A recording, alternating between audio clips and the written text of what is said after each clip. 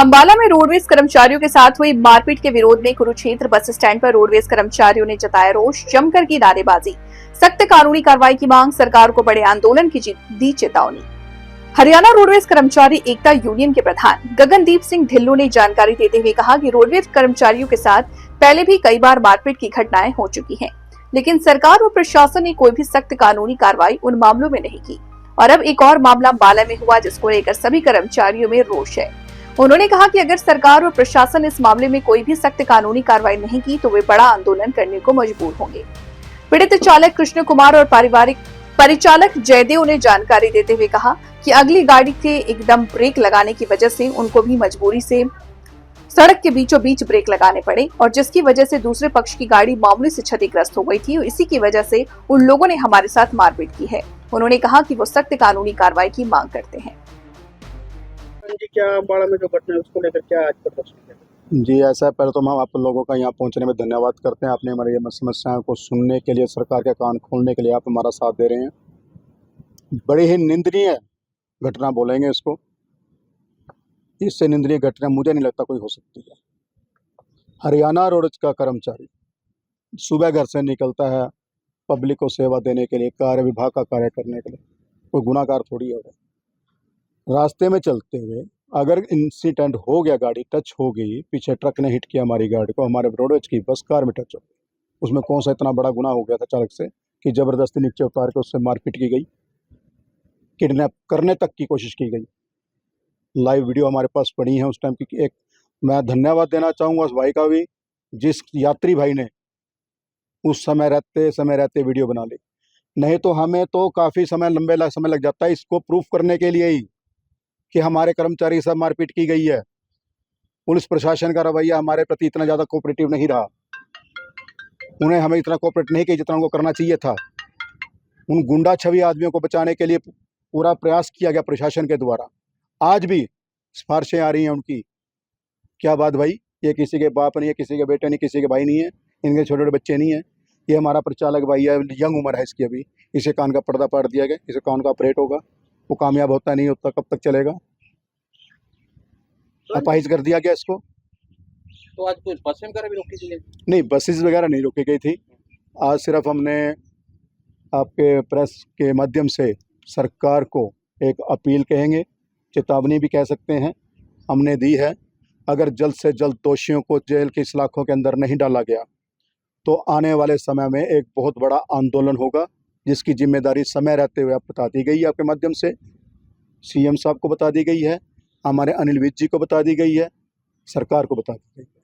और खासकर जो एक निंदनीय चीज़ है, हमारे ट्रांसपोर्ट मिनिस्टर अनिल विज जी का एरिया पड़ता है, वो उन्हीं के एरिया के अंदर उन्हीं के विभाग के कर्मचारी को सरेआम जीटी रोड के ऊपर, कोई लिंक रोड होता तभी मान लेते कि लिंक रोड में ट्रैफिक कम चलती है, मेन हाईवे, नेशनल हाईवे के ऊपर सरेआम दिन दिहाड़े उतार के मारपीट की जा रही है। वो तो ऐसा इतने क्रिमिनल छवि के आदमी लग रहे हैं, वो तो किसी को भी किडनैप करके ले जा सकते हैं, किसी यात्री को किडनैप करके लेके जा सकते हैं। उसमें चालक प्रचालक क्या करेगा बेचारा? पुलिस प्रशासन को कार्रवाई नहीं कर रहा। सुबह से लेकर शाम तक इनको, हमारे कर्मचारियों को वहाँ पे बिठाए रखा। उनका फर्ज बनता था उसी टाइम उनको गिरफ्तार किया जाता, जेल के अंदर डाला जाता।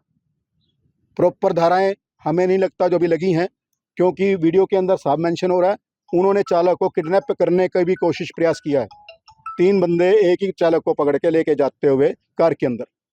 वो तो पहले भी कई बार इस प्रकार की घटनाएं हो चुकी हैं, लेकिन अब तक उन पे भी शायद कोई सख्त कार्रवाई बिल्कुल नहीं हो पाई। क्या मानते हैं सरकार का रवैया क्या है? रोडवेज सरकार का रवैया हमें तो लगता नहीं पॉजिटिव है हरियाणा रोडवेज कर्मचारियों के प्रति। हम कैसे मान लें? हमारे कर्मचारी सेफ नहीं। यहाँ तो कोई ऐसा कानून बनाया जाए कि हरियाणा रोडवेज कर्मचारी सेफ हो। हम घर से लड़ने के लिए नहीं आते, हमारे कर्मचारी ड्यूटी करने के लिए आते हैं। मानसिक तौर पे हमारे चालक प्रचालक को प्रताड़ित कर दिया गया इस टाइम। विज साहब को भी दिया कोई ज्ञापन वगैरह इस मामले? ज्ञापन अभी आला अधिकारियों को बता दिया गया है, रिटर्न में दे दिया गया है कि उनके खिलाफ सख्त कार्रवाई करवाई जाए। एसपी कुरुक्षेत्र से एसपी अम्बाला से और डीसी अम्बाला से बातचीत की जाए।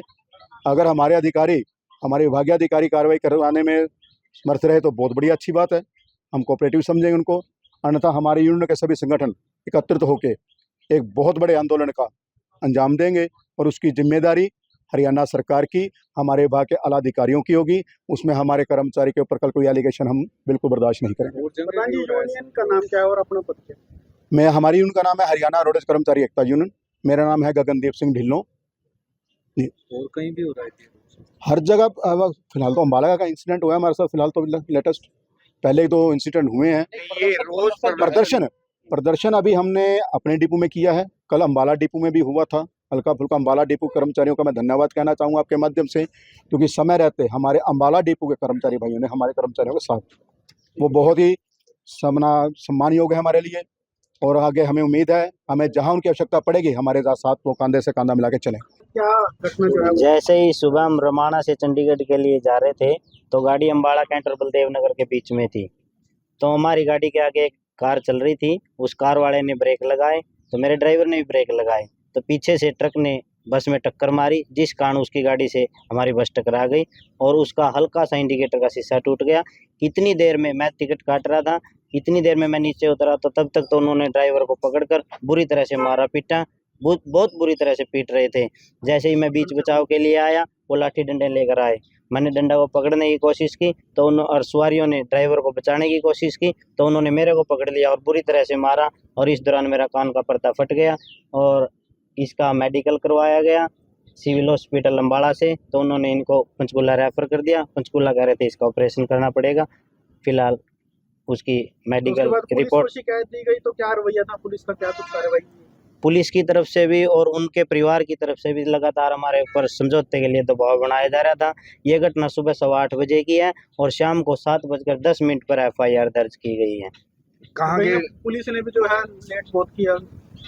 पुलिस के ऊपर बहुत ज़्यादा दबाव था, वो सरेआम कह रहे थे। 112 वालों को भी उन्होंने धमका दिया था। इतनी गुंडा प्रवृत्ति के लोग थे, सवारियां भी बीच बचाव के लिए डर रही थी। तीन बंदे थे और बहुत नकारात्मक रवैया था, असामाजिक तत्व थे। कहाँ के हैं वो गरौंडा के थे जी, एक जमालपुर का था।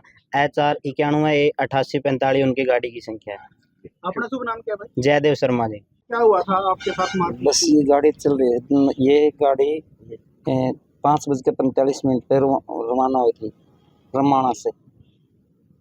अच्छा, तो मान लो कुरुक्षेत्र होते हुए चंडीगढ़ जाती है। वहाँ अम्बाड़ा के पास मतलब सड़क का काम चला हुआ था, वहाँ आराम से गाड़ियाँ थी।